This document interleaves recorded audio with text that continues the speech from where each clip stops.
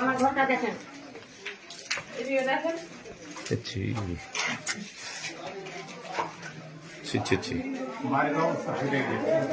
সব ফেটে গেছে। আমরা কোথায় থাকবো? সামনে দেখেন, সামনে এই সব দেখেন, ছাদ সব ফেটে ফেটে পড়ে যাচ্ছে। আমি কোথায় যাব, কোথায় থাকবো? আমার স্বামীর বেরেনের দোষ, আমার স্বামী কাজ কাম কিছু করতে পারে না। আমি জমি জায়গা বেচে সব টাকা পয়সা রেখেছিলাম, সব নিয়ে চলে গেছে। ডাক্তার দেখাই খাই, ছেলে পেলে নিয়ে আমি তো বিরিমেনে ম্যানেজ করতে পারবো না।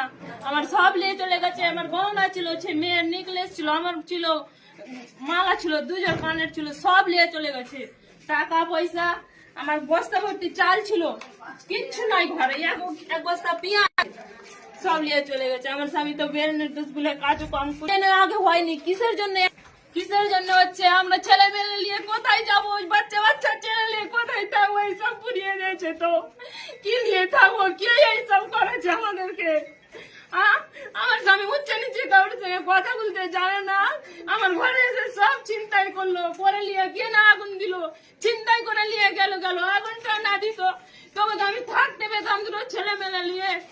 আমরা এখন কোথায় যাব? ছোট ছোট ছেলে নিয়ে কোথায় যাব? কি খাবো? আমাদের 3 দিন থেকে আমরা অনাহারে আছি। এই সব বাচ্চারা নিয়ে এখন তো মুখ শুকিয়ে গেছে সব ছেলেদের। কোনো খাওয়া দাওয়া করেনি, কোনো খাবারের ব্যবস্থা নাই। আমরা কি করে থাকবো? কি নিয়ে বাঁচবো, কি নিয়ে থাকবো? আমার এত ক্ষতি হয়েছে, আমরা ক্ষতিপূরণ নিব। কিসের জন্য ওরা করলো? কারা এসেছিল? কারা এসেছিল? কারা এসেছিল? ওই বাইরের কারণ সব।